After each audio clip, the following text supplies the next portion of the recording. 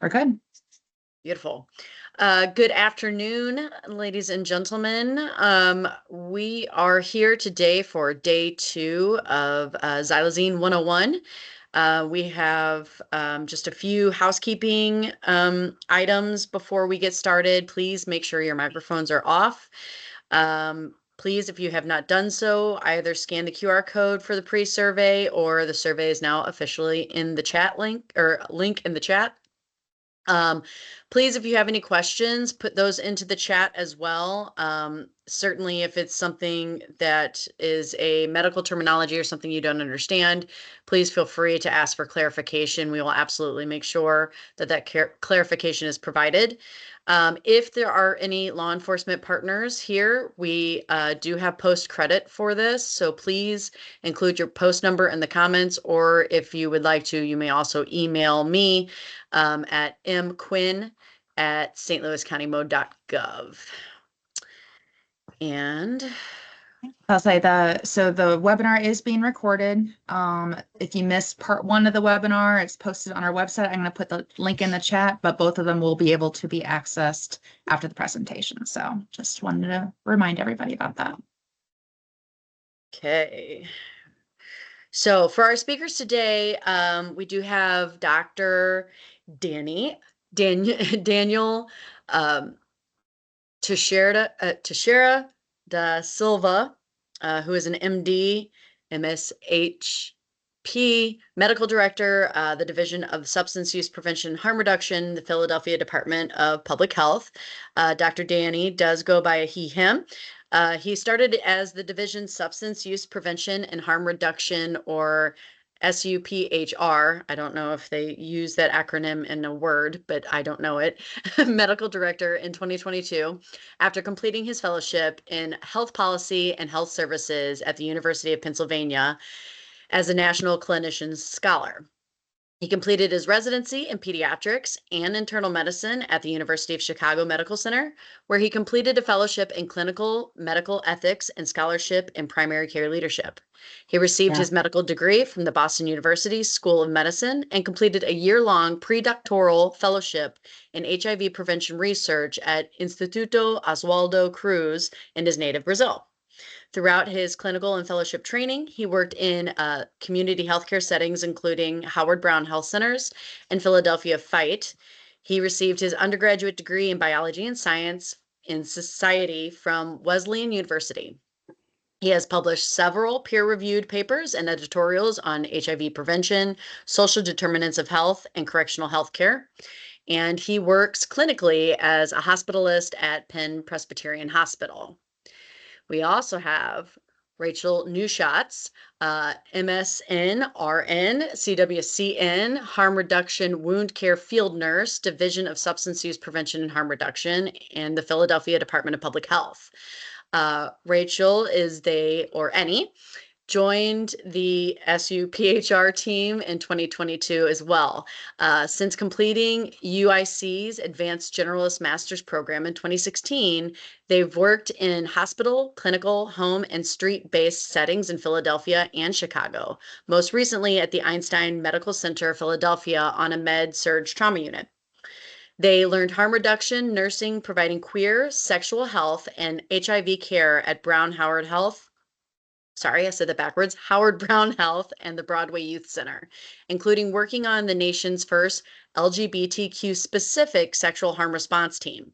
In 2024, they completed LaSalle's University Wound Care Certification Program. At SUPHR, they provided community and street-based direct care with people to people with xylazine-associated wounds in partnership with community organizations, and support distribution of wound care supply kits to people with wounds and organizations that serve them. They also provide training and education to people at all levels of clinical, drug, and harm reduction knowledge in Philadelphia and beyond. And finally, we also have Tracy McCann here to give her personal story of triumph over her addiction. And she is currently working at Sauna Lake as a recovery peer case manager and a certified peer specialist. So without further ado, I am going to hand it over to Tracy to begin. Hi guys, I am Tracy and I'm a recovering addict. So basically with this prank, it was being snuck into the fentanyl and we did not know what it was or what was going on with the drug supply. But being an addict, I did it because that was what was available. And when I started getting these wounds, I didn't know what was going on. I would Google what was what was happening. I would like the pictures and it would show up um, crocodile. And, the craziness is I continued to inject because I was sick and I couldn't stop using.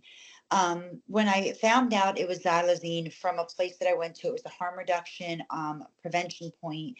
They said xylazine, and it kind of went in one ear out the other because they also said um, tranquilizer. So I was like, oh, ketamine, like that's okay. I know it sounds crazy, and the wounds just started getting worse. So they were on my arms, both of my arms, and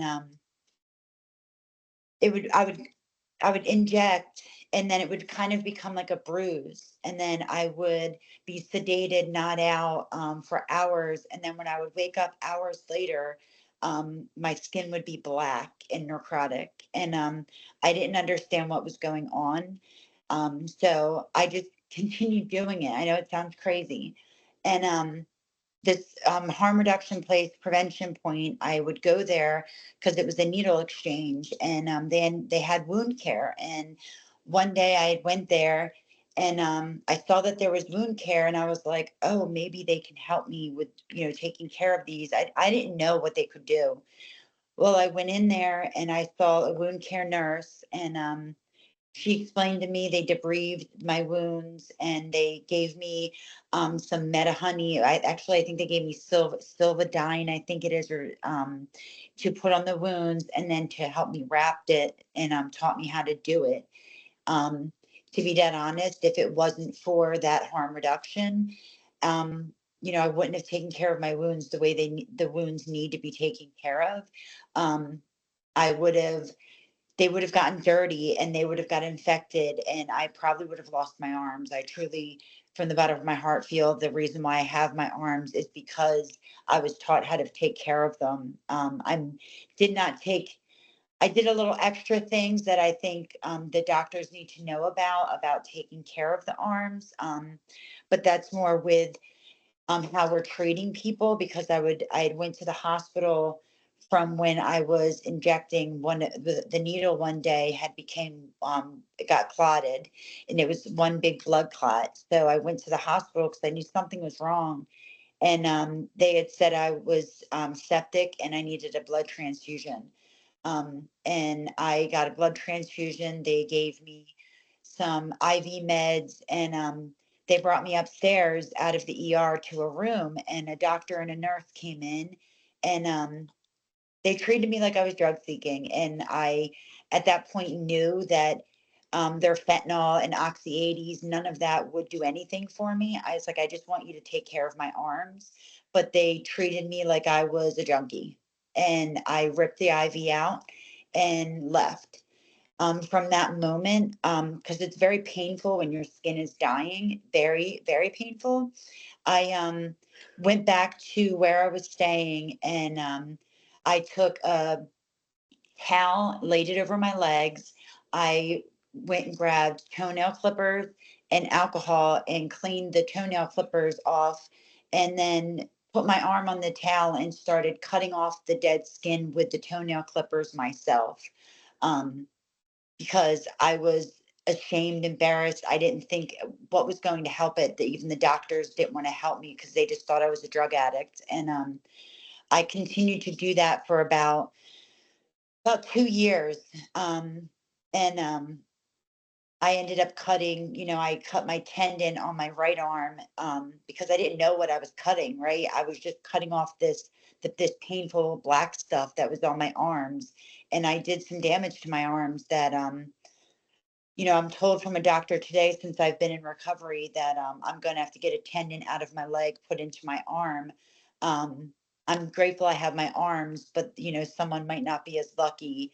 Um, because I've seen a lot of people, because of injecting this drug, lose their arms or legs. I've seen people that were sniffing this drug. It's eating the inside of their, their nose canal. I don't know. I don't really know what more to say other than like the wound care is very crucial. And I know it can be very pricey. And I know like Prevention Point, gave me a lot of um, supplies. Like the ADB pads and the Silvadine. Just the help me save my arms by helping me with that stuff. So I know it's really big that people need to know, because I know it's coming into St. Louis, that this drug and what it's doing to the people here is probably going to get worse. And we need to try to get ahead of this. This is why I wanted, my friends from Philadelphia to help train people. I'm very passionate about it because by the grace of my higher power, I still have my arms when a lot of people don't from where I'm from. So I really hope that this training can help people learn that addicts, alcoholics, they're just like us. I made a mistake and it went really far down. And I'm grateful I was able to have the help of people that cared to help me get out of it. And that's it. Thank you so much, Tracy. I am always in awe and inspired by you. Thank you. So we will now have, is it Dr. Danny is going to talk first, or is it Nurse Rachel? I've already forgotten. Rachel. Okay. Rachel said she was going to go first. Yeah, no, you're good. Okay, Rachel, you're up. You should be able to share your screen. Okay.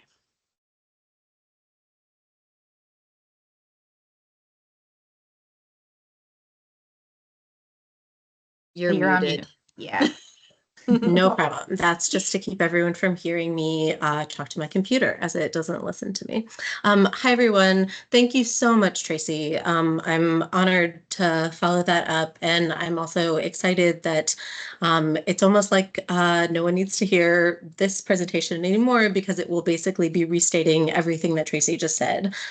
Because Tracy, what you describe is what we hear and experience with people so often when we're providing care and when we're hearing from the larger community. So thank you so much for sharing and for your work now. We're going to talk about caring for people with xylazine-associated wounds. We are going to be sharing primarily clinical information that is geared towards clinicians. Please don't hesitate to use the chat like we said before. We'll have a short Q&A after I'm done with this portion before Dr. Danny speaks, and then we'll do our best to try to have a longer time for Q&A at the very end. Okay, so here you're going to hear me use very specific language. Primarily, we'll be using the evidence-based person-first language, which is appropriate for all settings, both clinical and professional, and community and informal.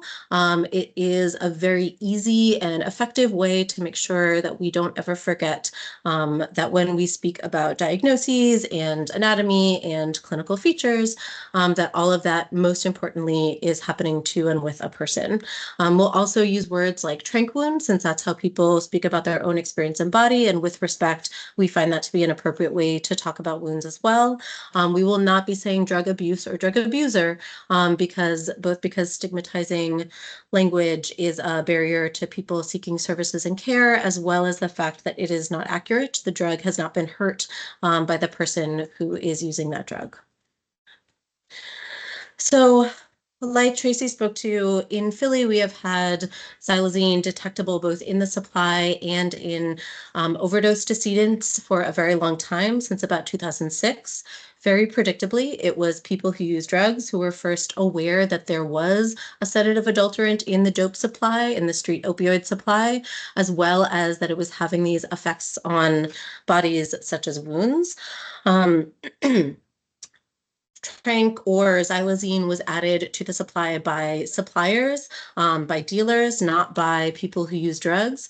People who use drugs often, again, as Tracy spoke to, were not previously and sometimes still are not aware of everything that is in their dope, certainly of this being in their dope and what it can potentially do. So this quote from 2009, we interact not irregularly with people who still have that very same type of experience of wondering, why is this happening? What is going on with these wounds on my body?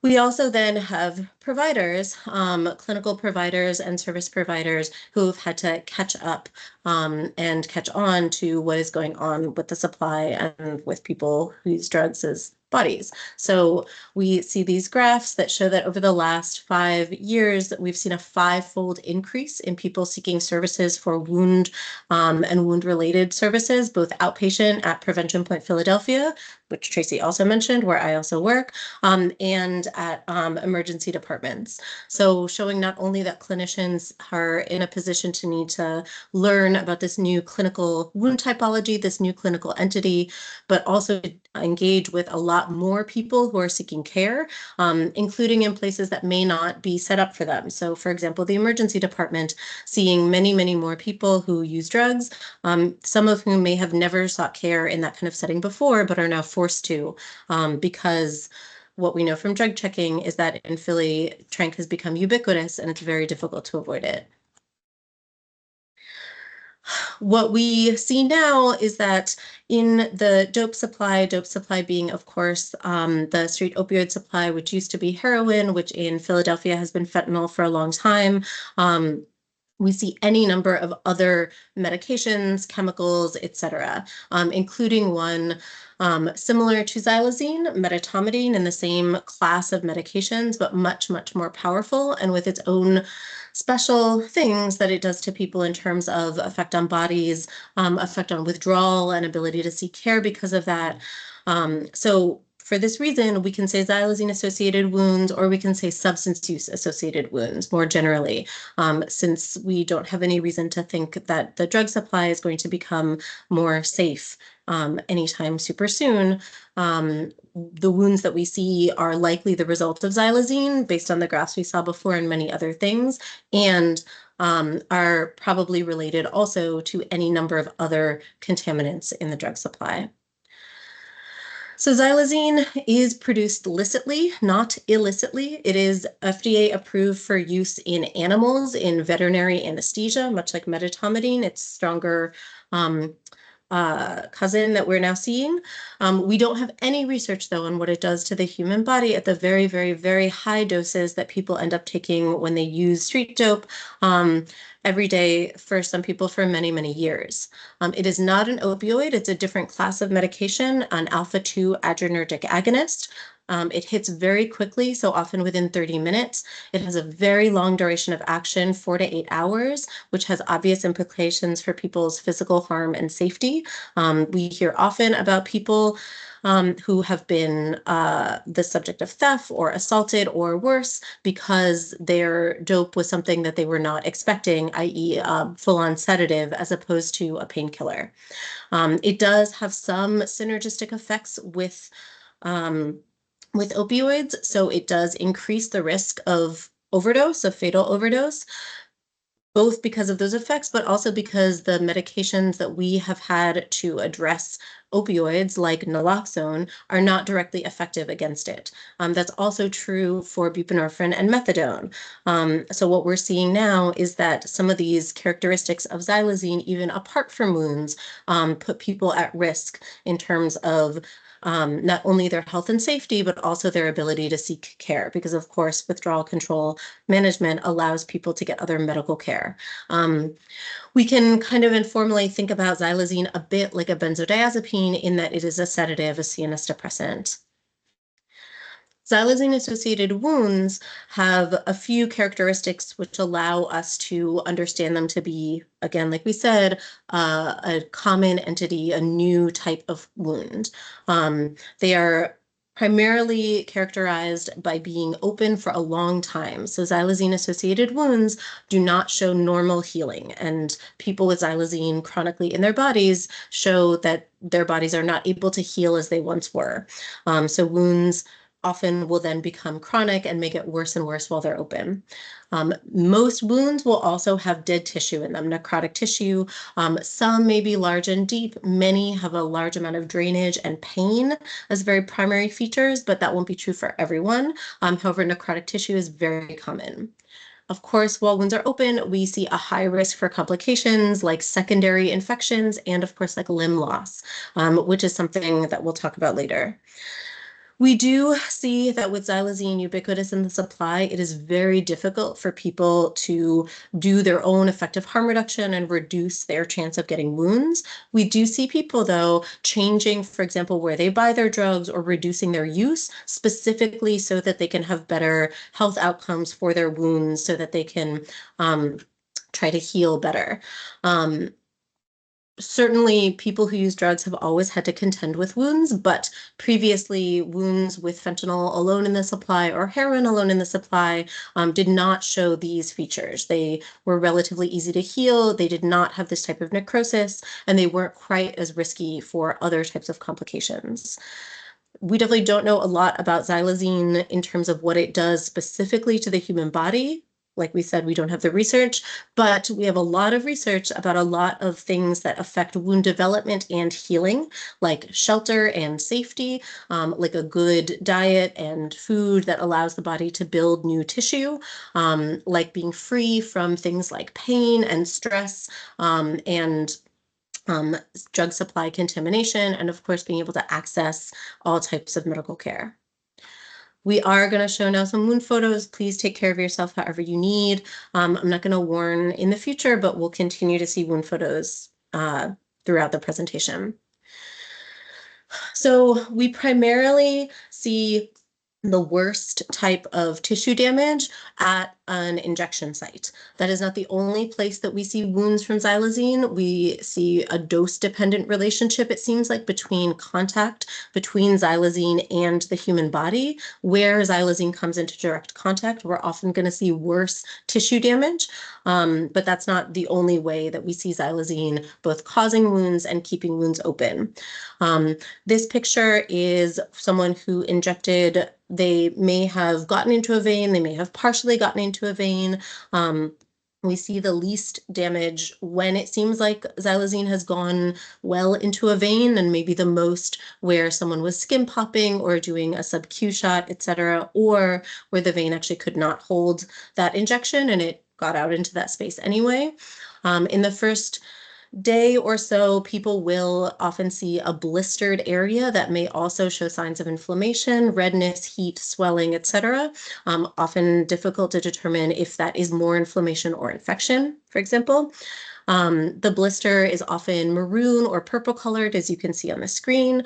It will often then grow, and the area that is purple will turn black and will be fully necrotic, will be dead tissue, under which is either a full or a partial thickness wound. So a wound that may be relatively superficial, or one that can even go very deep, including to tendon and bone.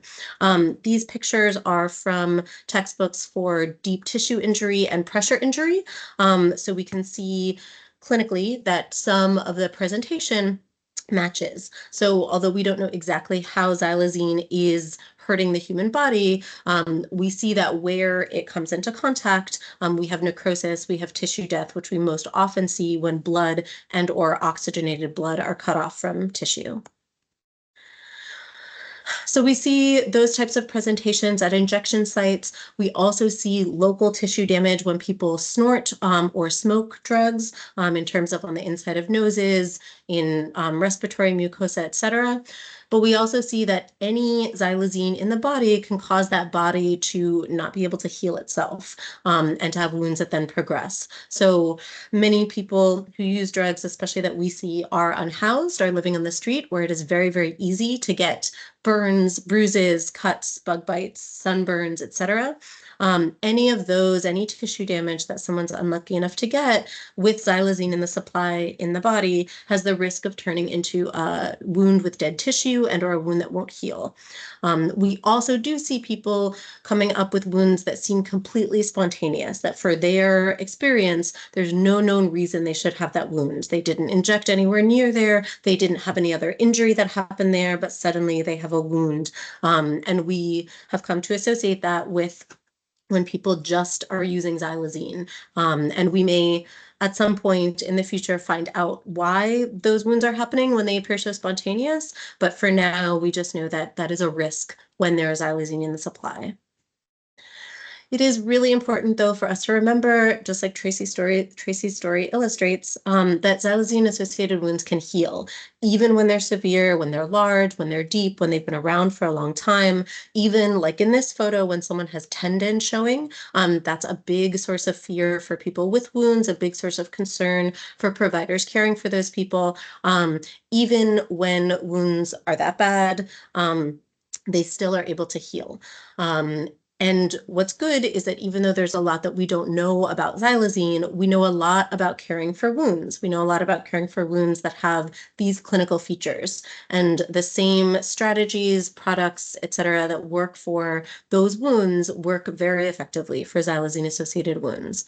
So we can still provide really excellent care, even though we're still missing some information. People with xylazine-associated wounds are going to generally need daily wound care or weekly wound care, regular wound care, but they're also going to need a lot of other types of services. So they may benefit from a place that they can pick up supplies in the community, for example. They may end up needing oral or IV antibiotics for a secondary infection.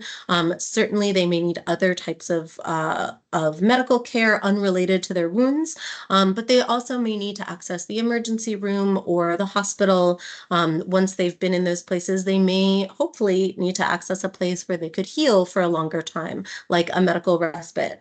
And what we see is that the farther to the right side of the slide that we get, the less able those services are to meet people who use drugs where they're at, the less easy it is for us to get people who we work with who have wounds into that kind of care in a way that is effective and sustainable.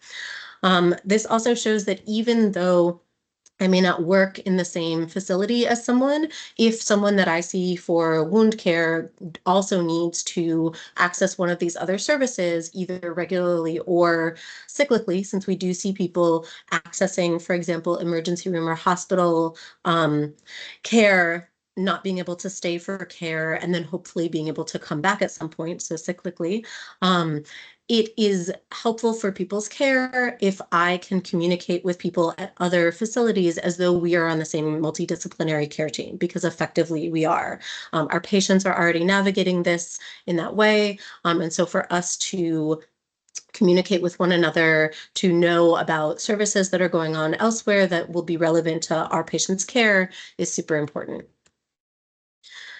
Another really important feature of the kind of care that we're going to need to provide for people who have xylazine-associated wounds is harm reductive care. We can think about harm reduction care in a few different ways. Primarily, though, we can think about it as clinical risk mitigation and as stigma reduction for a group of people that has a lot of trauma from medical settings. Again, discussed in Tracy's beautiful account.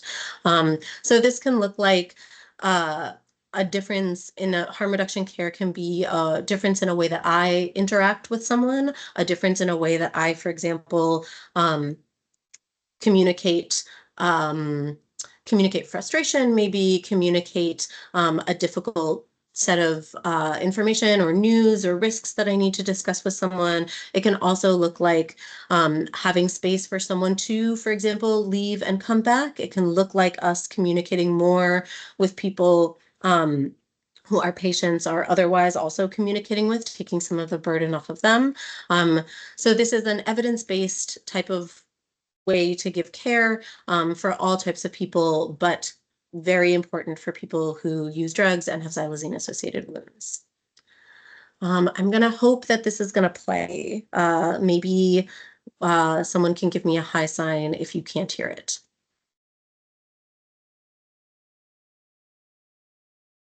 You can't hear. Okay. Sorry, y'all. Well, we can read. This is from Melissa, a really wonderful person who saw us for care for more than a year. She, for a long while now, has been on Suboxone, had bilateral arm wounds, also with tendons showing that she has fully healed. She has continued to inject cocaine, and she has not gotten wounds again. So again, everyone's story is nuanced and specific to them and may not look the way we think healing will necessarily look. What she highlights is that when we provide care to someone, again, the way that we provide care, not just what happens in terms of the clinical specifics, but the way that it is offered, the context in which it is given, is a really big piece of what feels caring or not about that care and whether people are able to stay. She also identifies that it is very difficult to get effective withdrawal management and pain management when you are someone who uses drugs, who has wounds, and are going into a place like a hospital for care, or honestly, substance use treatment. Danny will talk about this a bit more, but it bears mention that people who have wounds are going to need withdrawal management in order to access care that they're going to need for their wounds. And that is going to be effective care not only for the incredibly strong opioids that are on the street right now. I will just point out that this is for a single bag of dope, which is now about a 1/16 of a bundle. Many people, including people who are street-based, report doing several bundles a day. A single bag out of that many more bags is equivalent to 75 milligrams of IV Dilaudid. When I was a nurse on a trauma unit, we would start people after crazy bone surgeries on about 1 milligram of IV Dilaudid, and maybe they would get up to 6 for the day. 75 milligrams of IV Dilaudid as just a tiny fraction of what someone's body is used to in terms of opioids, even if the equivalencies aren't exact, is a huge difference that we see having an effect on people's ability to stay for care. Also true that people will need, we see now that when people's opioid management is happening, hopefully maximized, we still see symptoms that are of alpha-2 withdrawal. So that also is a gap in care that people are still experiencing that has direct impacts on their health and safety. So generally, what we hope people will know about xylazine-associated wounds in all settings and all roles, so that we can then, from there, know what types of care we need to provide. Xylazine wounds are not, as far as we know, primarily caused by a pathogen, so you cannot spread them. You can't get them if, as far as we know, you're not using xylazine. So we can all share space. We can all provide care without needing to be worried about that beyond, of course, universal precautions. It also means that not everyone who has a xylazine-associated wound is going to need antibiotics. So this is important for both providers and people with wounds to know that antibiotics do not grow new skin, and so may not be the most helpful thing for people. People have wounds, like we said, for often a very long time. I have been caring for people with wounds who've had their wounds now for maybe 8 years, some of them. That's at the outset. Other people may be more like a few years, but that's a long time. And we do have a lot of really good and I think powerful research that shows how hard it is to have a chronic wound, especially one with necrotic tissue, maybe with odor, with drainage that needs a lot of care, that can cause social isolation, that is disfiguring to the sense of your own body. It's very difficult, and people are dealing with that all the time on top of everything else that may be going on in their lives. This also means not only that we should be aware of that, but that people have often figured out a lot about what works or doesn't for their wounds. And especially in a situation where we do not have a very firm evidence base, it helps us if we can work based on what they have already figured out. If we don't have to reinvent the wheel, if we can start with the type of care that they know is going to work best and maybe avoid the type of care that they have already figured out is going to not do their wounds or their body well. We do see that reducing the amount of xylazine in the body can help wounds heal. Some people may not show much healing until they reduce or stop using dope that has xylazine in it. However, we also see a lot of healing happening, both when people are still fully using however much they're using, and when people have reduced their own use at least somewhat. However, while people are still using xylazine, still using drugs that have xylazine in them, it's good for us to remember that the body is not going to be able to heal itself the way we would expect. So treating that like someone has an ischemic limb, for example, and minimizing the types of wound treatments that would do more tissue damage is recommended. We recommend conservative over aggressive treatment in that way. We also want people to know that many, if not most people with a xylazine-associated wound may have already attempted to get substance use treatment, but were told that they were not able to get substance use treatment until they healed their substance use associated wound, which I hope we can all see the difficulty inherent in that.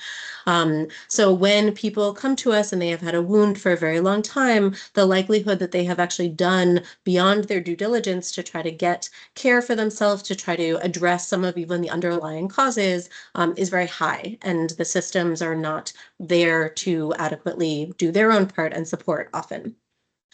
While people are still in community and not receiving more effective treatment, what we see is that people can heal wounds, can minimize complications, can do well if they are able to have access to supplies and basic care. So either basic supplies that they use for their own self-care, since self-management of chronic wounds is a cornerstone of chronic wound care, and or the type of safe and mutually respectful relationship that they may have with a service provider, with a clinical provider, who can support them in that moment, and who can maybe even support them beyond that in ongoing or more advanced care. We definitely I want to continue to remember, I want everyone to continue to remember that there's still so much that we don't know, that other clinicians, other providers, also people who use drugs, we all have some information and we're all missing some information. And we're all going to do best if we can both remember that and support each other in an open way rather than thinking that we know all the things and other people don't. This is an example of our self-care wound care kits. These we distribute in the city of Philadelphia. The state of Pennsylvania adopted these kits and distributed them as well. This information is up on our website. This recipe for a good, we think a good wound care kit that's appropriate for, depending on the size of someone's wound and amount of drainage, roughly 1 to 2 wounds for roughly 1 to 2 dressing changes. Our kit also includes information for someone to use to obtain care when they're able. So a schedule of what places provide supplies and wound care on what days and at what times. And also information about how to keep themselves safe when tranq is in the supply and how to use in the recommended way the products that are in the kits. We also really support wound prevention. Anyone can give these non-medical supplies to anyone, any of the time. Something like no rinse bath wipe or a protein supplement that someone without the teeth that they used to have can use is something that we find people to be really enthusiastic about for their own use, and something that we find to be a very good evidence-based way to help people prevent and address their wounds. So as an example for what harm reduction wound care can look like, a lot of it is going to be in how we interact with a person. So even before we start care, before we start a dressing change, we are going to talk to someone. So we're going to talk to them to interact so that we have a safe and trusting space in which to do other assessments, hopefully get accurate information because there's mutual respect, and then to be able to provide accurate, effective care based on that information. We also know that people who have xylazine-associated wounds probably have other needs for other referrals. So understanding beyond the wound is going to help us support that person as a whole person. Again, we want to make sure that we're finding out from them what they're already using, how that works. We can absolutely recommend or introduce new supplies, but that of course will be a collaborative decision.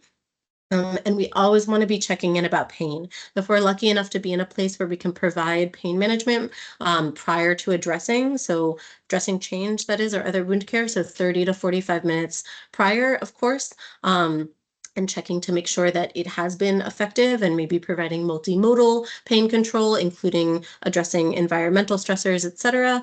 All of that is going to be incredibly important to providing harm reductive care. And then, of course, knowing that we don't have to do this alone, that we're with another human in the room if we're providing care, someone who probably knows a whole heck of a lot about their own care and their own pain and what strategies have worked best in the past. So we can provide hand hygiene, we can provide gloves, and we can all do the dressing change together.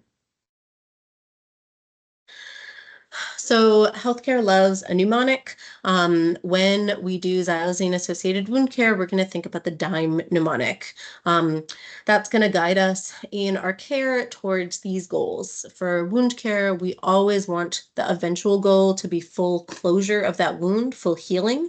We know that for many people, including people with xylazine-associated wounds, that may be a non-linear journey, and it may be a long time before that happens. So on the way, we want to do our best to minimize additional tissue damage and minimize any possible complications from having that wound. This, again, is what it can look like from initial damage through to full healing of someone's xylazine-associated wounds. These are some of the common clinical features that we're going to see in many xylazine-associated wounds. These are some of the same clinical features that we would see in many other types of chronic, necrotic, pro-inflammatory wounds. So wounds that are open for a long time are going and have a high burden of necrotic tissue, are often going to have a biofilm on them, are going to have a lot of drainage, may have hypergranulation or granulation tissue that goes above the level of the surrounding skin, may have these rolled edges, and like we said, pain. And as you can see from the reasons, many of the reasons are the same, right? So acute chronic inflammation, chronicity, etc., show up a lot in this list. So for the D of our DIME, we're any necrotic wound, we're going to need to debride, but also any wound that has been open for longer than a couple weeks, we can assume has biofilm on it, has bacteria that are hanging out on the wound bed that have made themselves a house of mucus, basically, so they're very difficult to get rid of. Those bacteria may not be a concern for cellulitis, but they may still cause the wound to stay open longer, be more inflamed, do worse. So we're going to need to debride all of that. Primarily for xylazine-associated wounds, because of issues of pain, because of issues of access, because of issues of needing to do regular wound care anyway for a chronic wound, we're going to choose autolytic debridement, or keeping the wound covered and just moist enough that the body's own enzymes are going to break down that dead tissue. The dead tissue that we see in a wound is most often going to, of course, be yellow slough or black eschar. Some wounds may have pieces of eschar, of that black dead tissue, that are so large and or dry and hard that it may take even a year or more to debride autolytically. And so for those, we do hope to do more advanced type of debridement, which we'll talk about in a second. But for most day-to-day wound care, autolytic debridement, like with something like medical honey or a hydrophilic zinc or a silver, or even just something like a petrolatum petroleum jelly-based ointment, like an A&D ointment, for example, is going to be a great idea. We want to make sure that we're never doing a non-selective debridement with wet to dry, either on purpose or by accident.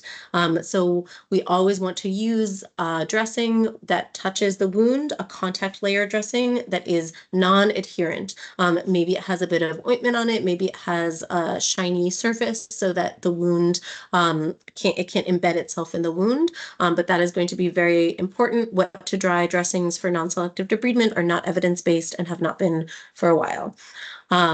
We don't find Santyl to be as effective for most of the people that we see because it needs to be reapplied so frequently. And we do see maggots, especially in the summer. Those are very distressing to people, and it is very important for us to address the distress. But there's no special needs that need to happen clinically. They can be rinsed out or removed physically. Clinically, they're actually probably a positive effect on the wound in that they eat only dead tissue and secrete antimicrobial compounds, but they are still obviously to be removed and people's feelings to be taken into account.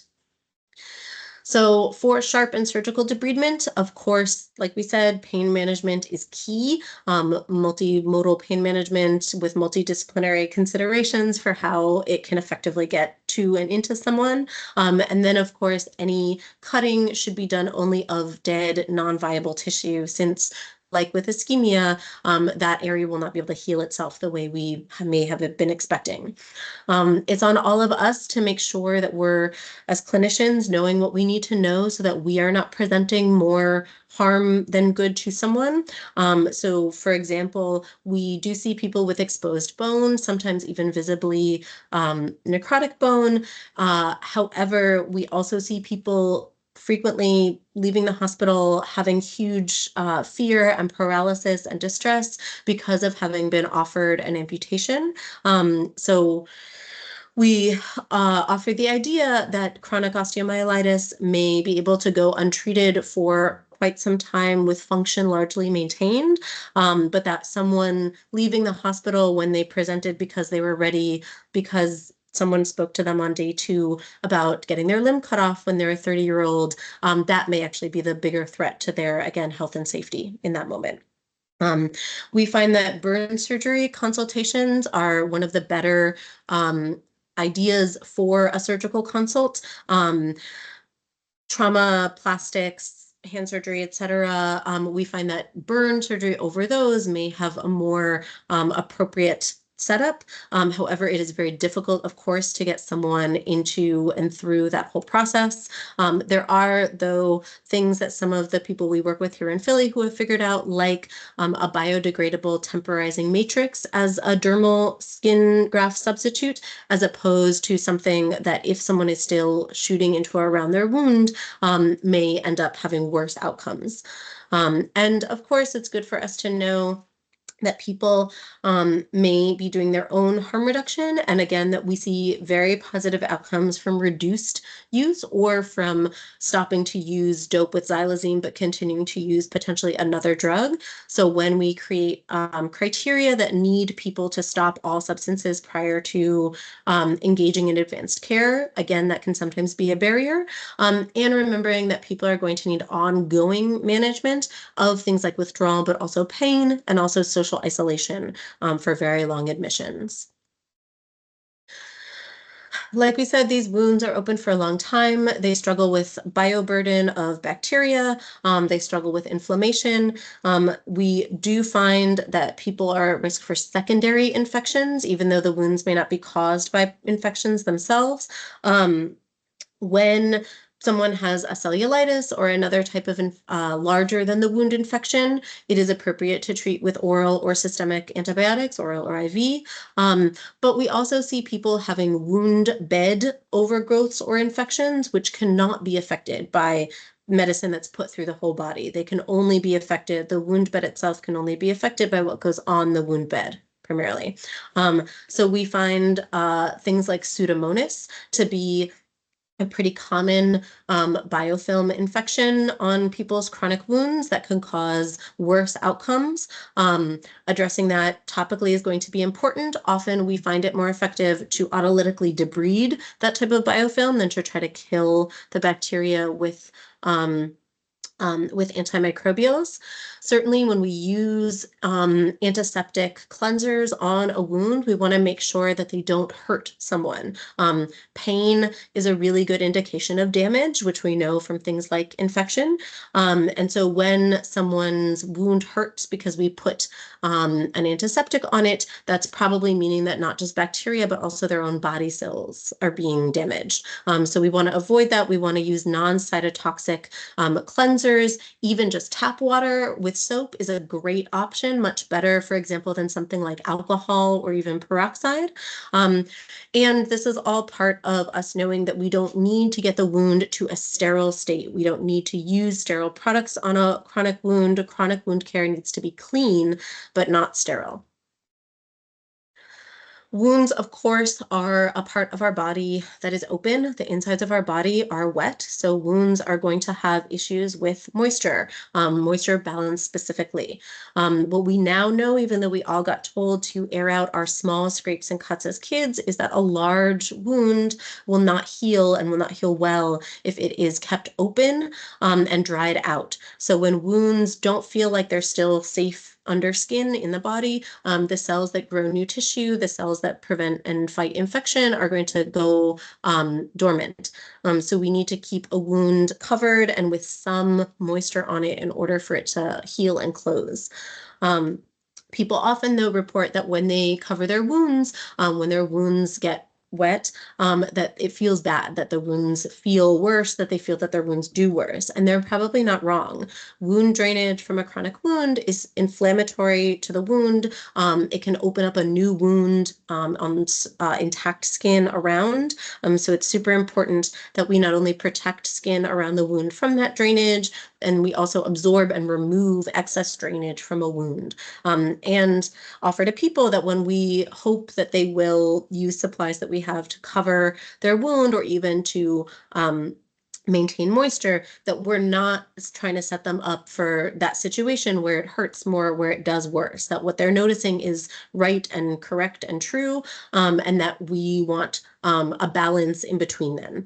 I will just point out that we do sometimes see people with stable eschar, for example, if someone has done an accidental arterial shot and is unlucky enough to have ended up with necrotic fingers that are not part of a bigger wound, but connect to healthy skin, connect straight to the healthy skin. Those areas, unless someone is already in the hospital or receiving antibiotic prophylaxis, should not be kept wet. Those areas should be maintained dry with betadine paint to avoid infection.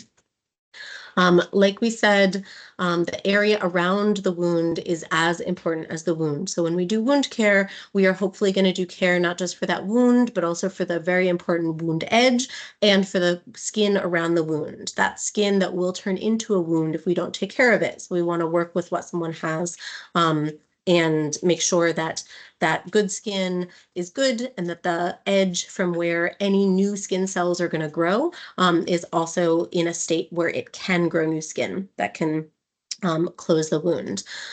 Often what this is going to mean is going to be talking to someone about picking or, for example, self-debridement, which is a normal thing that all of us do, pick, which is kind of on a spectrum with self-debridement depending on what's going on your body.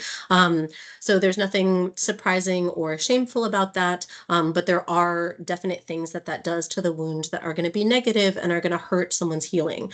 So making sure that people know that even though it does not mean anything bad about them, it is still going to be negative for their wound if they peel edges, if they remove stuff from the wound in a way that damages the wound more. Again, that would be true for someone with their own wound or for a clinician. In people's journeys of healing, we often will see people heal a wound, have a scar, and then unfortunately have that area break open again. Scars are never going to be as strong as the skin that they're replacing. So making sure that people know that wound care doesn't stop even when the wound is closed, that keeping those areas moisturized and protected is going to help their healing and function into the future. We see that people who have xylazine-associated wounds not infrequently will have tendon or bone exposed. Not everyone will, but many to some people will. And making sure, again, like Tracy's story indicated, that people know what is going on in their wounds if we can see it. So for example, this middle picture is a tendon. It looks like a violin bow a little bit, pointing that out so that people can do their best to be extra careful on that area is very good. Giving people the supplies they would need to keep that protected from additional trauma, from drying out, from infection is very positive. But then also addressing limb dysfunction. So we see a lot of people, even if they don't necessarily have underlying structures exposed, have issues utilizing their hands, their feet, their limbs, etc. So providing supportive care, so maybe a wrist brace or another thing like that. And then, of course, doing our best to support that person holistically, build relationships so that if we can connect someone to other types of care to minimize limb dysfunction in the moment and in the future, we will do so. We also do support that if someone has exposed bone or tendon, that may be a good time to, if they have a safe place to inject elsewhere, to inject not in that area. Many people very rationally choose to inject in or around their wounds because that is where they're able to get venous access to a vein. That is where they're able to avoid a very risky set of areas like the neck or the groin, which has very is connected to a lot of clinical risk and potential damage if they were to get a wound there. And many people have already had the experience that they attempted to inject elsewhere and did get a wound in that other area. So again, knowing that people may be engaging in practices that until we know more about them, we can't understand how rational they are, and working with people from where they're at to see if there is a way that in overall safety, they could avoid adding more xylazine to an area that has already gotten so deep. So if we can, for example, provide hand warmers or water or electrolyte drinks, etc., for people to maximize vascular access elsewhere, that is a great idea. We always want to not, though, use limb loss as a threat. So we frequently hear that people say they went somewhere and they were told, if you don't stop this, you're going to lose your limb. That provider probably thought that very earnestly and may have even thought that they were being helpful and supportive in saying that. But what we often find is that fear paralyzes people and people are already very scared. And having that offered in that way, we hear from people is not something that seems to be able to spur people to get care, but is more likely to cause them to avoid the interaction that they were told that in, or we're going back to that place. So to start to wrap up, we can apply our DIME mnemonic, our debridement, infection, inflammation, moisture balance, and edges and exposed structure mnemonic to any of the wounds that we see. And we can use that to guide product selection, care plan features, and referrals. So here are some of the strategies that we use for these specific features. These slides should be able to be available for access. So this is not something that anyone needs to absorb right now, but hopefully will be helpful for providing care. We often find ourselves defaulting to a very similar basic dressing for people, so wanted to include that here. We do support warming irrigation solutions if at all possible. In the places that we're able, we use baby bottle warmers, and for street-based care, we use coolers with hand warmers in them. Again, this helps people's delayed healing not be further delayed. Removing large debris with saline, doing a soak of a non-stinging antiseptic like a hypochlorous acid cleanser, which is pictured here. Remembering that the area around the wound is so important, and providing that with a moisture barrier, like a clear zinc barrier perhaps, applying something to the wound bed that will not worsen or add moisture to heavily draining wounds like the one that we can see on this slide, but will be able to support autolytic debridement like a hydrophilic zinc paste with CMC in it is something that we have found very effective for both the wound bed and the edge and even the peri-wound. A non-occlusive contact layer like a oil emulsion dressing is appropriate for both dry and more heavily draining wounds. So a very helpful, we find, universal contact layer for most wounds. Adding our second layer of something to absorb any drainage, including any drainage that comes off as a result of that autolytic debridement. And then providing people with something to keep it all together, since we know that people may not be able to get another dressing change for a few days, and that wound probably will be better under the dressing they have rather than open to air, especially if they are street-based. So providing securement layers, including tubular elastic type of dressing overwrap that will allow people to very easily change dressings or access the area for other reasons. And then, of course, providing people with supplies for their next dressing change or few, so that they can continue with the recommendations that we're offering them. And I just wanted to end on this quote from another wonderful person that we worked with for over a year. He also has now been, in his own words, in recovery for more than a year, and his wounds are fully healed.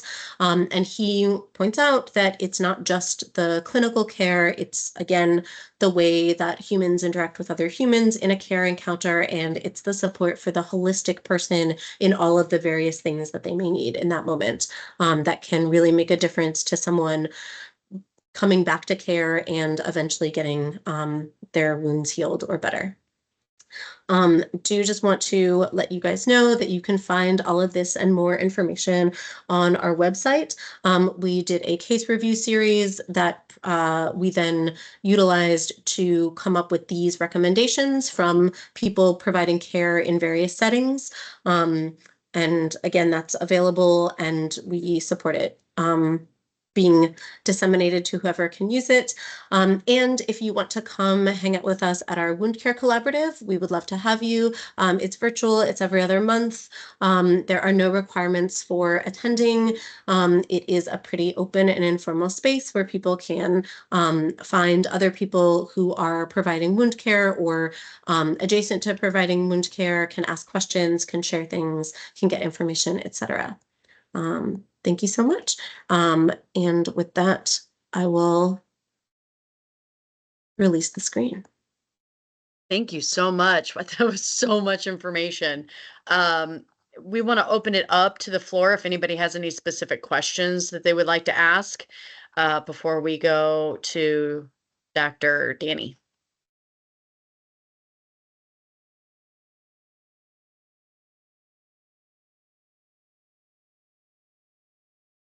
I'll ask one quick question. Did you guys, because I know you guys have been dealing with this since about 2006, is this something that you guys learned over time and really honed and grew skills, and then people like us came to you and said, teach us? I mean, because we know it kind of started there, but is this something that you're seeing a lot of people wanting to learn about? Yeah. I suppose that, yes, is a silver lining of this, that yeah, we're hoping, since Philly has had xylazine and now other alpha-2 adulterants in our dope supply for a long time, we're hoping that we can share what we've learned with other places, so that maybe when it is getting to those places, since we see it spreading across the country, both xylazine and medetomidine, that again, people don't need to reinvent the wheel, that maybe everyone, maybe somewhere else people will figure out a new, better way to do a specific thing and can share it back with us. But that at least people don't need to kind of make the same mistakes that we've made, that we can offer some of the things that we've learned, both from people doing their own wound care, from community providers, from hospital providers, from specialists in wound care, from specialists in harm reduction. Yeah, we're hoping that yes, we can share a little bit of what we've learned, but we always also learn things when we offer information, which is a wonderful part of it. Are you seeing anything more heinous with the I mess it up every time I try to say it, the methamphetamine? Yeah, the metatomidine. Yeah. Methamphetamine. We're really not sure yet. It would be great for us to have the ability to have information as from drug checking, as from good communication amongst community and hospital providers that would allow us to understand trends better, that would allow us to have more information to make a statement about whether it's worse or better or the same. But as it is right now, we sort of hear things that seem to indicate both or all of the above. So we can hope for the best, but we'll have to wait to find out. I was just kind of curious, have you been successful in working directly with ambulance districts that are in your area to provide these trainings to the EMS calls and stuff that they're getting in? Actually, that's a great question. Yeah, no. No, we haven't. Maybe this will be going out into the universe for EMS to come holler at us, and we can all find out how we can support people best together. In Philly, we are lucky enough to have EMS specialized for responding to substance use and other kind of with a higher need for trauma-informed care as opposed to merely clinical acuity calls, our alternative response EMS. But of course, beyond that, one of the interesting things about these wounds is that they are chronic wounds. And so people who are doing emergent care just for a moment may not even be the people who we most are trying to reach, right? We're finding much more, for example, that people who are able to access substance use treatment and then are somewhere in a facility for weeks plus at a time, it's that staff that we hope to support with competencies both in trauma-informed care and in chronic wound management.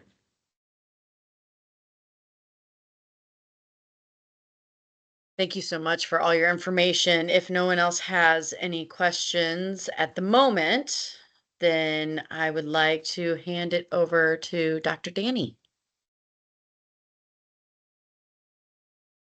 Great, thank you. It's always tough to go after Rachel. I'll share my screen now, and hopefully this kind of like completes and complements a lot of what Rachel discussed. And if there are questions that come up for Rachel, hopefully there'll be some time at the end as well to kind of discuss both what I talk about and also come back to the topics that Rachel covered. So I'm going to start off here. So we're going to talk about withdrawal management and the changing drug supply here from the perspective of our health department. I need to be able to advance the slide here. All right, so really just three components here. We'll review some of the changes in the drug supply, review some of the things that we're doing in our division, in our department in response, and then the work that we're currently where we're at in adapting withdrawal management to the changing drug supply. And there'll be a little bit of overlap with some of the topics that Rachel discussed. So over the years, for at least the last decade, really the one constant in the drug supply has been change. In 2014, we've seen that fentanyl started to replace heroin. Heroin's been very rare to find in our drug supply now. Carfentanil, which is a stronger synthetic opioid than fentanyl, was detected in 2017. 2019 is when we kind of see that xylazine is regularly being used with fentanyl. As Rachel mentioned, it was first detected in 2006, but really when we start seeing it being predominantly in our drug supply, and over 90% of the drug samples that we test is really around 2019, 2020, 2021. And then in 2022, we detected another synthetic opioid called nitazines. This is a synthetic opioid structurally different than fentanyl. There are several compounds that fit into this nitazine class. Some of them are actually stronger than fentanyl. Some are just as strong as fentanyl. And then in this last year, we detected medetomidine, which, as Rachel mentioned, is very similar to xylazine. It's an alpha-2 agonist, so it's different than an opioid. It's also a veterinary medication, so not approved for human use. And it is stronger than xylazine. So kind of similar how we've seen the trends from in the synthetic opioids and heroin to fentanyl to carfentanil and nitazines, these stronger synthetic opioids. This is the first time we're seeing it happen in a sedative in the alpha-2 class, where we see a stronger alpha-2 agonist like medetomidine come in and pretty much start to replace xylazine. So I'll touch on that at the end of my presentation. But overall, like when we're talking about dope in Philadelphia, we're not talking about one substance, and we're not even sure, we're talking about one substance every time. It's really several substances that kind of fit into these three different categories: synthetic opioid, which I've covered, fentanyl, carfentanil, nitazines, plus a sedative. Bromazolam is a designer benzodiazepine. The other sedatives that I mentioned, xylazine and medetomidine, and then plus an adulterant. And here, I listed 4. These are things that are made to bulk up, the supply, the drug sample, but can also include the products of illicit manufacturing. And this is a short list. I could probably include dozens of different adulterants here. So when someone's using dope in Philadelphia, and this is because we have good surveillance drug checking, and I want to make it seem like this is a Philly thing. This is a drug supply thing, and where you have good drug checking, you're going to have this information. And what I really want to highlight is that we're able to take this information and develop content like Rachel presented, and develop guidance for withdrawal management. So really important to have good drug checking to inform clinical practice. But really, people who use drugs, don't know what they're using. And when you're having withdrawal, you really have to consider a broad range of substances, even if someone says, I really just use dope. It's really, multiple substances there. So I'm just going to dive a little bit into the sedatives, because this kind of gets to, why we're seeing sedatives with fentanyl, and what are the different classes, and why, xylazine is particularly tricky for us. So fentanyl is paired with a sedative, really because it was supposed to replace heroin, but it's actually not a very good replacement for heroin because it's stronger and it's short acting. So there's been some qualitative studies that looked like, why do you think xylazine is in the supply? And the narrative from that qualitative study said, it gives fentanyl legs. So the idea is that you have a stronger synthetic opioid paired with a sedative, that then you don't have that short acting piece. You can actually prolong the high, but have that sedative paired with it. In different parts of the country and in the world, different sedatives are paired with fentanyl. So one class is the GABA agonists, which are the benzodiazepines. That's like bromazolam. These are familiar drugs. They are alcohol is also a GABA agonist. They are ones who are familiar to the withdrawal syndrome. We know how to treat it. We know what the dependency looks like, and there's evidence-based management. On the other side here, we have the veterinary alpha-2 agonists. These are pretty much right now xylazine, medetomidine. These are medications we don't know a lot about because they're not used in human medicine. We don't know really what withdrawal looks like from these medications because we don't have it described in human use. There's an association with wounds that we know well now. And we don't really know what there's no evidence base for treatment here. So what I'm going to present here is really the best practices from the experts that I'm lucky enough to work with, some of which I've published, in peer-reviewed literature that we'll review, but really, we're talking about a sedative class, and we're talking a subset of that sedative class in the veterinary alpha-2 agonists. Okay, so this is going to review some of the work in our division. I think at the beginning there was a question about how we pronounce our division. So we're divisions of substance use prevention and harm reduction. I like to refer to it as super. Some people say suffer, but I think super is the one that we go with more so. And a lot of the work that we do, at least in the program that Rachel and I are part of, is work with the hospitals. This really provides a way for us to understand the emerging trends that hospitals are seeing, and also provide a way to receive their expertise when we want to put out clinical guidance. So we do have a hospital work group. Shelby Kehoe, who I know some of you have interacted with in our team, helps manage that group. And it's really a group of 50 plus professionals here in Philadelphia that include clinicians as well as pharmacists and administrators, researchers, who come together regularly to talk about issues in improving care for people who use drugs, mostly in the hospital setting, although it does extend beyond the hospital setting because that's where patients' care occurs. And that's where we kind of learn kind of what's going on. And so I've learned a lot from that group. And so some of what I'll present, comes from participants of that hospital work group. Now I'm going to go through some of the health alerts. Most of the public health response that we've done, at least in our division, in the medical program, is summarizing these health alerts. This is before I started, actually. Jeff Hom, who was the acting director at the time, put out this health alert. This is the first health alert regarding xylazine. And so, one thing I want to highlight here is the graph that you're seeing. So this is a graph of decedents, people who died of an overdose here in Philadelphia, and it comes from our medical examiner's office. So from a public health perspective, I really want to highlight this collaboration we have with our medical examiner's office, because they're able to expand their toxicology testing to test for xylazine. And you can see here in this graph the increasing proportion of xylazine-involved deaths over time. And so, it's really, without that data, not really understanding how xylazine may be impacting risk of overdose. This is at the bottom of that health alert, and this is the first time that the health department put out some recommendations for medications for treating xylazine withdrawal. What I've highlighted here is, the role of the local experts that we get a chance to meet with.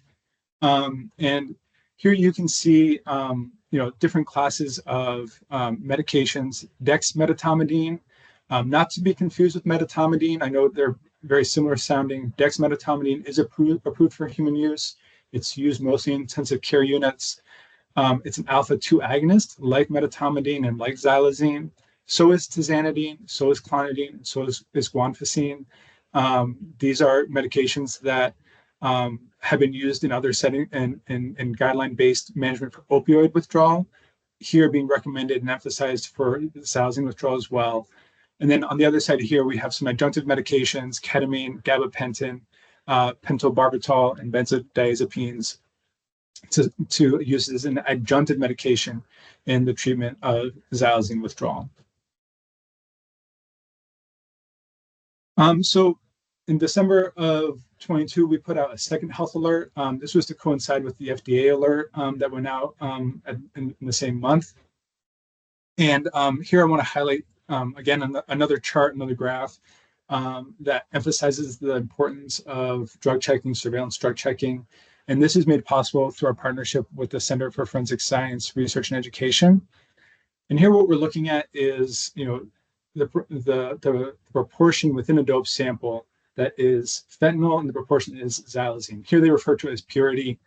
It's a forensic toxicology term, but really, if you're looking at, a bunch of powder and you say, 15% of that is xylazine, 25% of that is fentanyl, that's really what purity means. And you can see here, over time, at least in 2022, the proportion of those bags that are xylazine is increasing. So at the end of 2022, if you're using dope in Philadelphia, you're using more xylazine than you are fentanyl.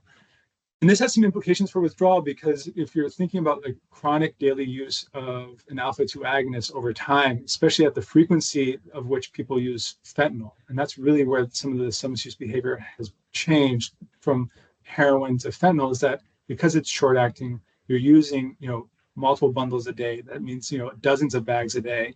That means that you're using xylazine with that frequency. So that chronic use of xylazine over time, and here we're seeing that every time you're using mostly xylazine, the likelihood that you're going to develop a dependence is high.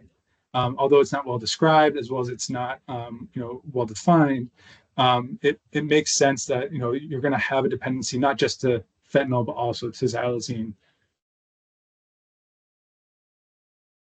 So here is, again, the recommendations for medications for treating withdrawal from xylazine. Here, we break it up a little bit more, thinking about the alpha-2 agonists in its own class. These are the same ones included in the March health alert. But then we get into some of the symptom management.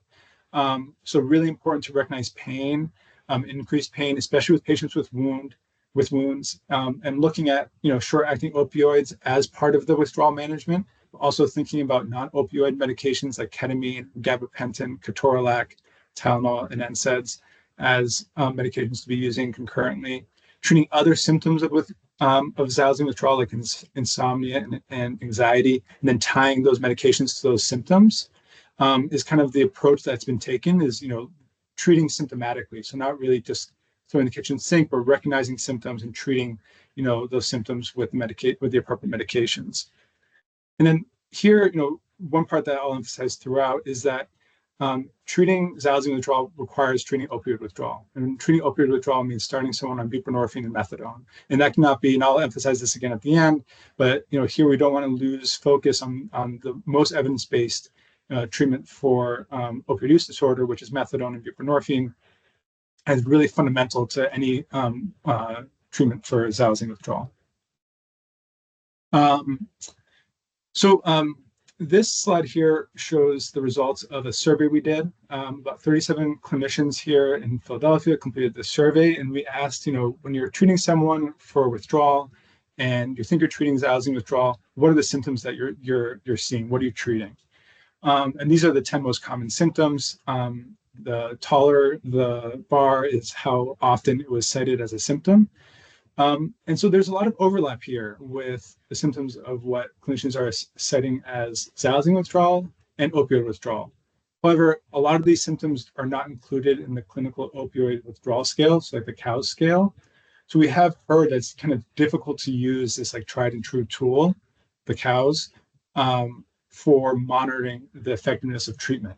It's still used, but I think it's not as reliable as a metric of the efficacy of what you're doing to treat your patients. So I have seen physicians use other scales, a sedative withdrawal scale, alcohol withdrawal scale, or kind of do the most important thing, which is listen to your patient and take that as the most important sign of the efficacy of your treatment.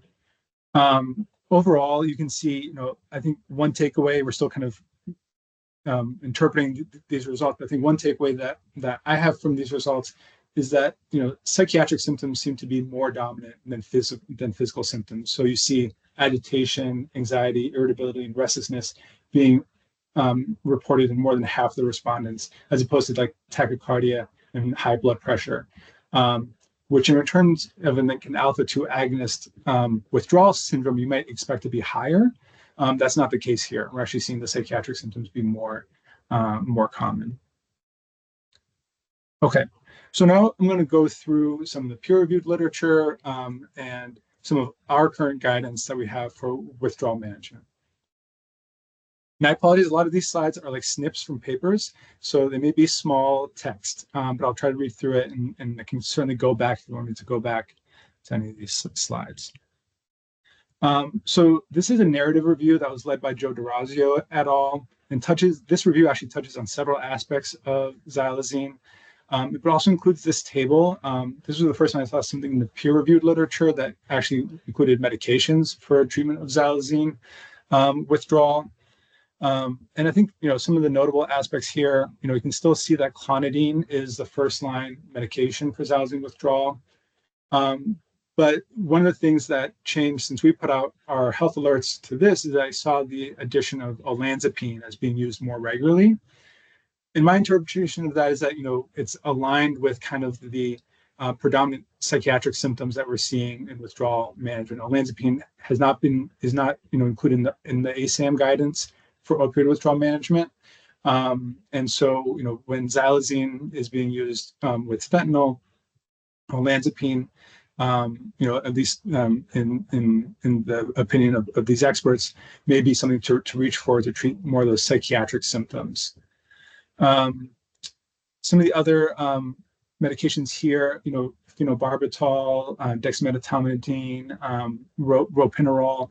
A lot of these, although they may be effective, what we've learned is that a lot of this depends on the institution. It depends on what's on formularies, some of the regulations and policies.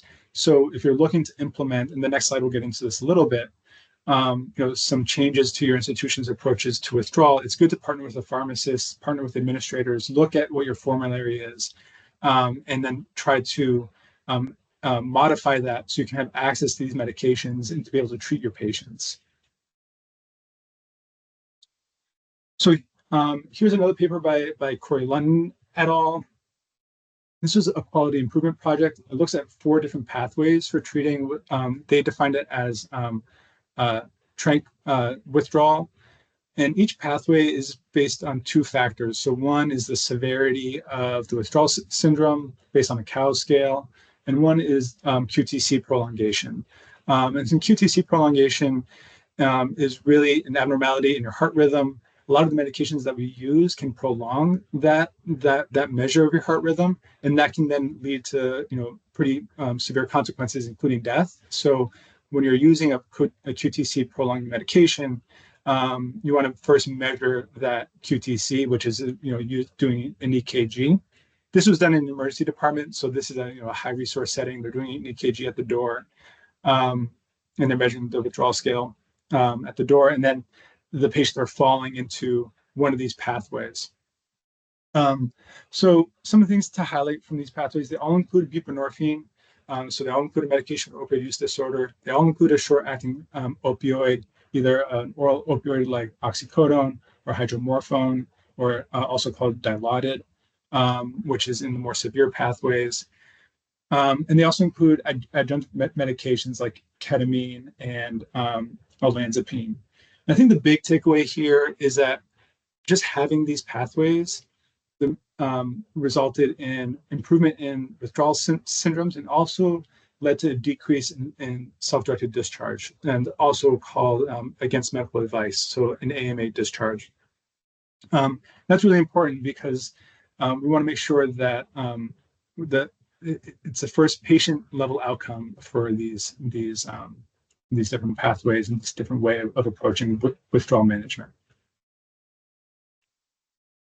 So this is the last resource that I'll highlight. This is not from our department. It's also not peer-reviewed. This was put out by Penn Medicine, their Center for Addiction Medicine and Policy. So this is you can access that at their website. But it kind of reiterates a lot of what I hope is you're taking home, is that clonidine is first line.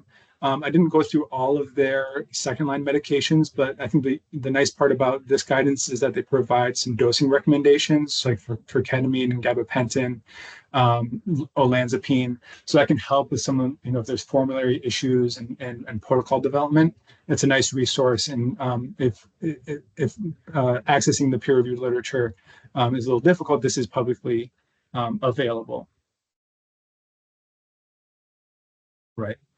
So now I'm going to get into work that we completed last December.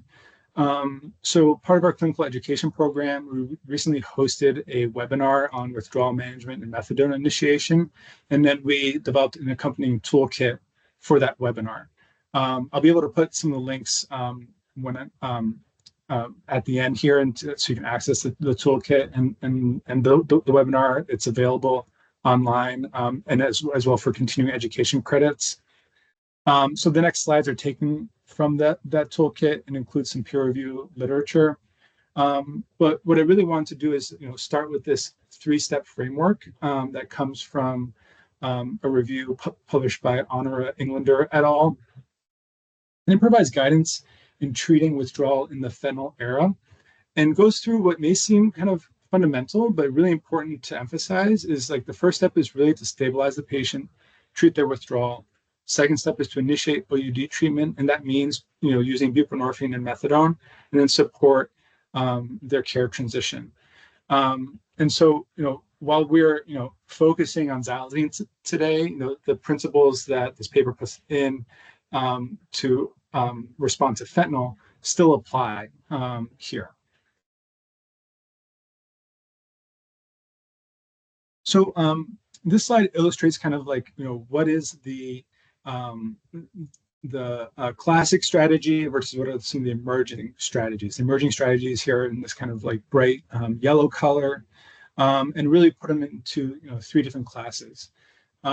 First, starting with a long-acting full agonist opioid medication such as buprenorphine or methadone, and then adding several adjunctive medications. So this includes clonidine, which has been first line for xylazine withdrawal, is also evidence or guideline recommended for opioid withdrawal. And then the ones here in darker in the yellow are the ones that are kind of emerging strategies when you're really thinking what I'm doing for my patient to treat their fentanyl withdrawal is not working, and I need something else. This is kind of the expanding toolkit that providers are using to treat those other symptoms. And the last piece here is the supplemental short-acting opioids.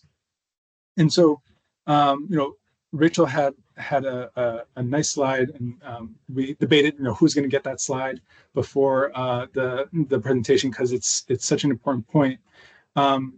Is that adding a short-acting opioid, the indication is really to treat the patient's pain, but it also helps treat their opioid dependence. And when you're starting someone on an initial dose of oral methadone or initial dose of buprenorphine, you're not going to meet their opioid tolerance that they're using regularly, and that can exacerbate their pain, especially if they have wounds. And so, adding a short-acting opioid,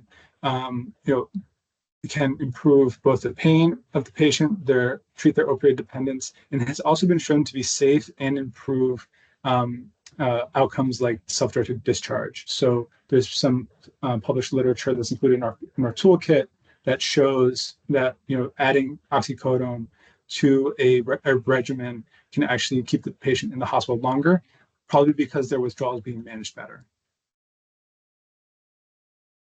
Okay, so now we're going to talk about methadone initiation. So, starting a patient on methadone in the hospital used to be very rare. I'm curious, what you're all seeing in Jefferson County, but this is actually the standard of care, right? This is treating a chronic disease, opioid use disorder, with an evidence-based medication, methadone, in a hospital setting.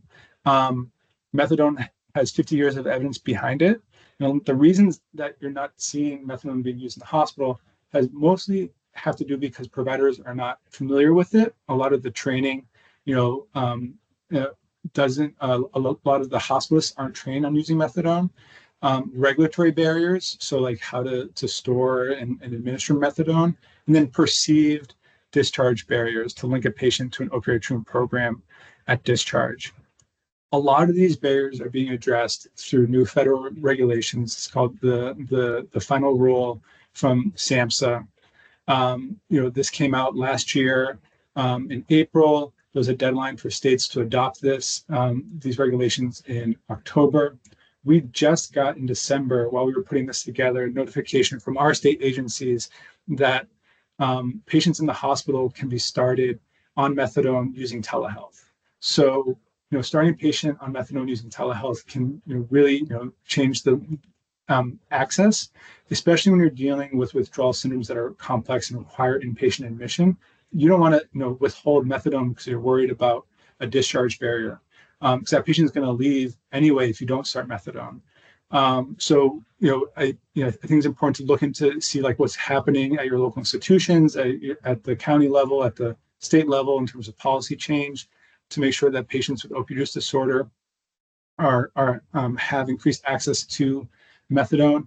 And this is a paper from the Society of Hospital Medicine that just kind of lists out, all the benefits of starting methadone, starting with preventing death. But also, going to the ED less likely to, self-discharge, then also, more likely to follow up with no TP after their discharge. So this is really the standard of care, and I think now we're in a setting where we can really do more for patients to start them on methadone while they're in the hospital. There's a couple of protocols out there. The one I'm putting up here on the slide is from the Englander paper. It starts at 40, then goes to 50 on day 2, to 60 on day 3. Like I mentioned, these are higher than previous SAMHSA regulations. The previous SAMHSA regulations started at 30 with a max of 40. It's still going to be far below the opioid dependence of most patients. So that's really where that short-acting opioid does come into play. There's also a couple other methadone initiation protocols that are linked in the toolkit. One from I think it was Oregon, and then one from San Francisco. And I think some of them actually start at higher doses. Okay, so I do want to just pause for a second, because I think the next slides I'm going to get into kind of what we're seeing now. But I hope that you may be asking yourself, why is he talking about methadone? I thought we were talking about xylazine here. But I just want to reiterate that first point that I made in starting this is that, preventing access to methadone is part of treating xylazine, because if you're not treating the xylazine withdrawal, you'll never be able to treat the withdrawal from xylazine. Sorry, if you're not treating the fentanyl withdrawal, you're not going to be able to treat the xylazine withdrawal. Mix that up. Okay, so the story of adapting, withdrawal management doesn't end with xylazine. Here's a clip from our health alert from last December. December was a busy month. That shows a decrease in our drug supply, a decrease of xylazine in our drug supply, with a concurrent introduction and increasing prevalence of medetomidine in our drug supply. And so the next slide here, I'm going to go through some of the symptoms that we're seeing with withdrawal from medetomidine, as well as some of the strategies. So some of the symptoms that we're seeing that are being attributed to medetomidine are vomiting and sweating, beyond what you would expect from fentanyl. Again, we're seeing that medetomidine and xylazine are always used with fentanyl, but the symptoms are exceeding what you would expect if they're using fentanyl alone. The things that are really different here are really, the hypertensive emergency. That's a dangerously high blood pressure, and a change in mental status. That's that waxing and waning hypoactive encephalopathy, and tremor as well. But those two, the high blood pressure and the change in mental status, are the ones that are new and so severe that a lot of patients now are requiring to go to the intensive care unit. And that's really, what led us to kind of make sure that we're putting out guidance to our local clinicians on how to treat withdrawal. A lot of the recommendations echo what we've learned from xylazine, although now we're able to provide more guidance on the dosing. Again, we start with methadone and hydromorphone, that short-acting opioid, alpha-2 agonists like clonidine.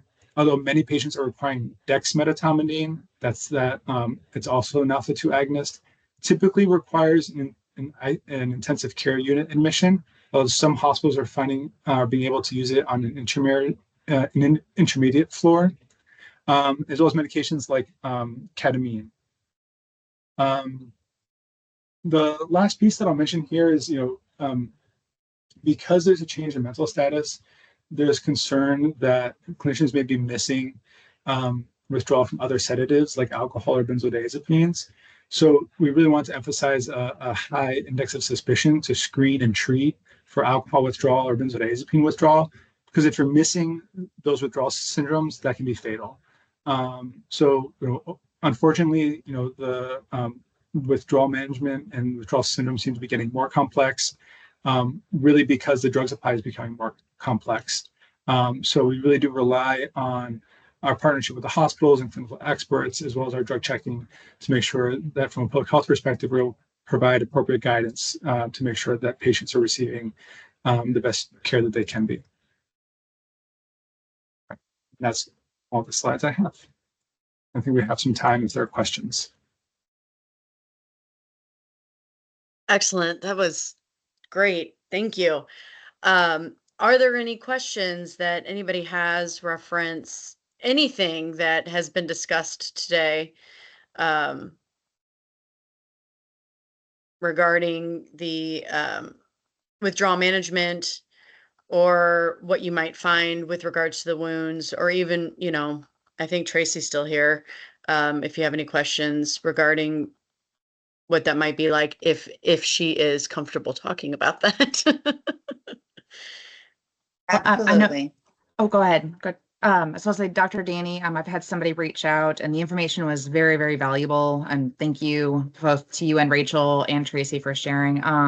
We do have quite a few people through the Mercy network here, our hospital. And I know a lot of the information you shared was on the toolkit, but are you able to share out the rest of your slides that you have just so we can, share that information with them as well? Yeah, absolutely. I can send that over email. Thank you very much. I am also, just because I know a couple of people, before you get off, if you will please do the post survey as well. Oh, did that just go away? I just put it in the chat. So awesome. So I had a question, Dr. Denny, about the encephalopathy. Saying that right? Is that because the blood pressure is getting so high that it's actually causing like a brain swell? That's so we don't really know, right? Okay. Exactly what's going on. I mean, it's kind of similar to kind of, Rachel kind of alluded to this a little bit in terms of like the trends in wounds and the trends in xylazine, because we don't have blood testing from the patients that are presenting. And that's something that we're working on, like how to expand toxicology testing in the hospital setting. So the clinicians can testing, I think this patient has, something like there's a syndrome for that. It's called posterior reversible encephalopathy syndrome, PRES. So it's possible. I think that's, we actually put that into our health alert that's likely what's going on, because that couldn't be a symptom of high blood pressure.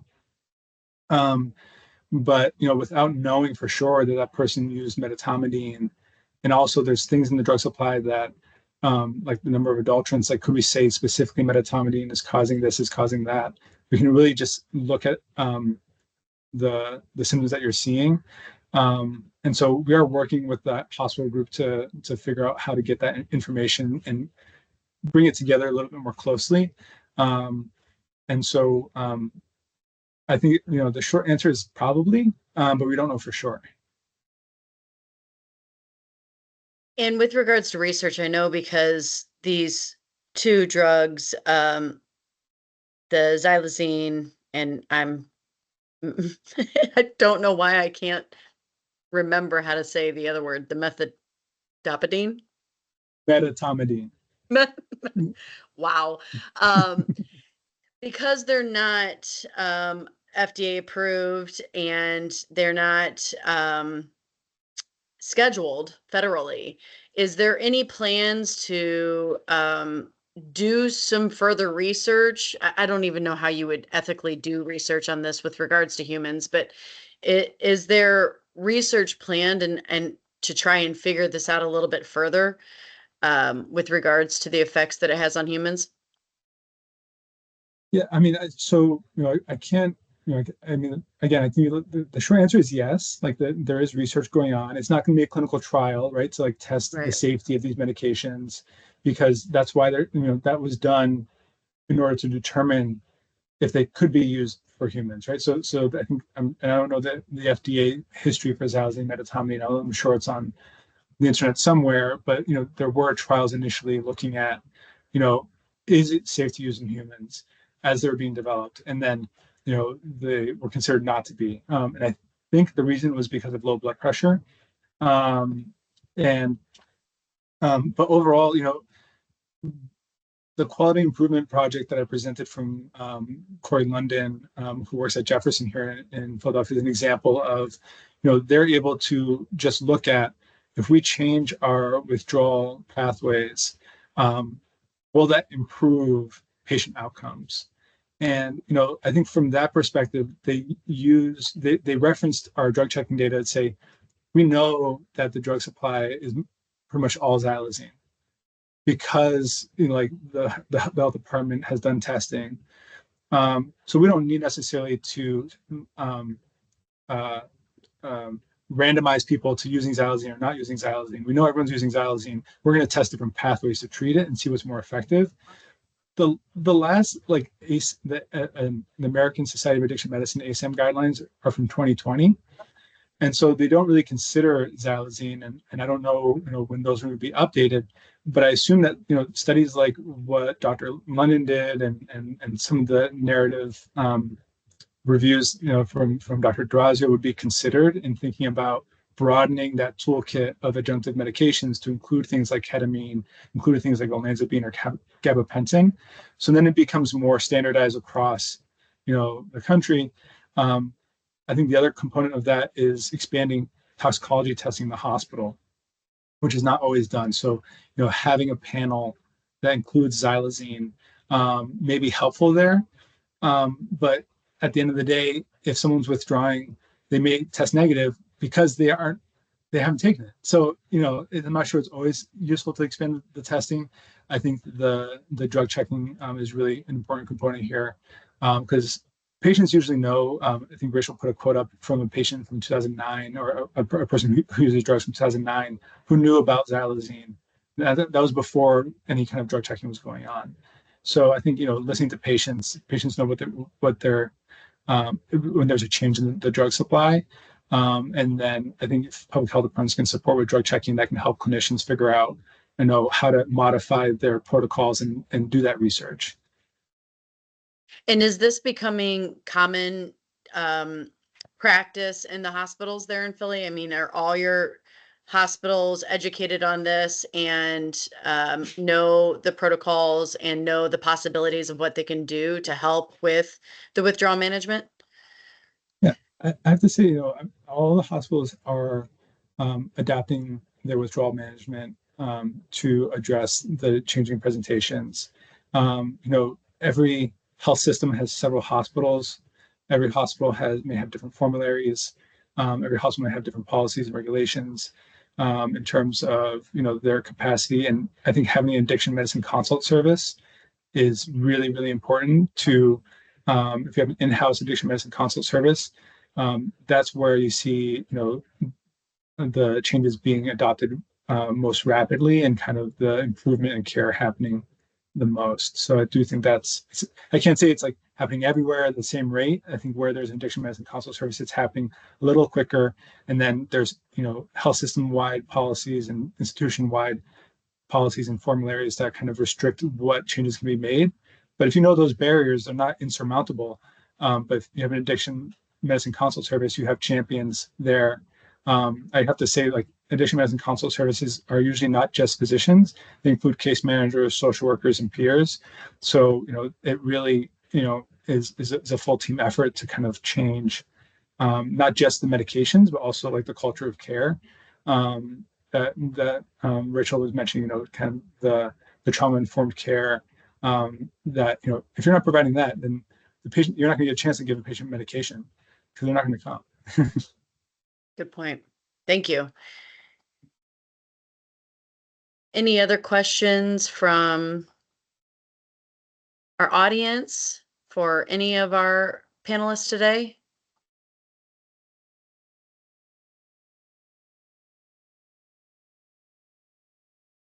Okay, well, as part of the JCDPC, we are so honored to have you guys bring in your knowledge from Philadelphia. It is tremendous because, as you know, all 50 states are experiencing this now, but it's definitely here in the St. Louis and Jefferson County area. So if anybody does have questions that come up, you're always welcome to reach out to Jillian or myself or anyone in the JCDPC if you know them. And we can certainly reach out to Dr. Danny or Rachel or Tracy or Carlos and get those questions answered. And with that, we appreciate your time. Thank you all so much for being here. Thank you so much. We appreciate you. Thank you.